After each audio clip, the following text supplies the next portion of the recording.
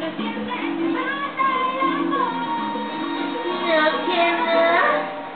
kaya mo?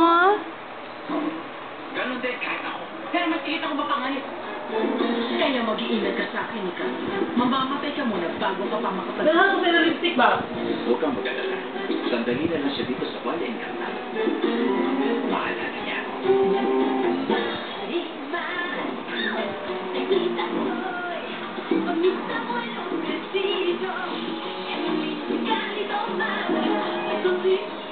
Natuklasan ko na si Bernardo Duarte. May plano talaga nakawin ng club at ang developer mula sa iba pa.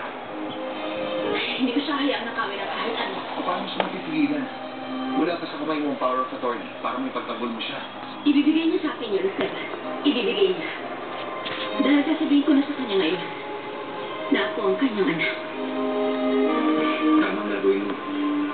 Alam mo pa ba ang plano ni Bernardo tungkol sa aking papa? Alam mo ba ang gagawin niya? Ito si Gustavo Aldama. Meron bang mensahe para sa akin? Wala bang tawag? Wala po, senyor. Wala pong tawag. Valle Encantado Hotel. Hindi na pwede ngayon. Meron na kasing buyer si Mr. Aldama. Ikaw po niyan, Kwan? Just, kiki, naon ko isa, oh. Ang dati kong trabaho. Tampok ngayon, magudyoguan. Kani, oh, dagang kasi lignin. Sayang tong na magwang anino, nangawala lignin, baya ko siya. Tutulungan ako muli ni Senyora. Pwede man siya si Mingkay kay lignin ang yung gipang hatag na. Makuan man ni siya, te. Magpadakop man eh. Kawa. Tanawa, ha. Padakop man yun ni siya. Dali, may.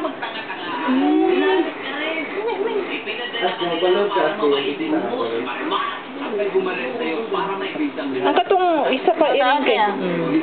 Katong isa ka iring kay Kwan man to. Katong isa ka iring.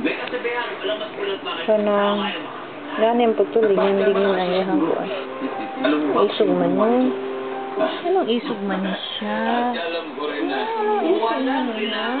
O man yung mga sounds ang sinugan. Hanggang sumulog sa kubo ng lolo't lola ni Marimar.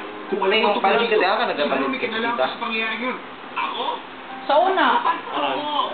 Marami ako nalalaman, pero wala akong pinalaman. At dahil sa alam ng mga ito, ang pamilya Santibanya sinas sa mga kamay ko. Kaya mananatili ako dito. At makinig ka, magtatrabaho lang ako ng konti. Kung magtatrabaho nga. Pawalis ka ako dito. Gawag na lang gud ko para mo ang gud pagbuko o habol. Nakot na po. Ano ba? At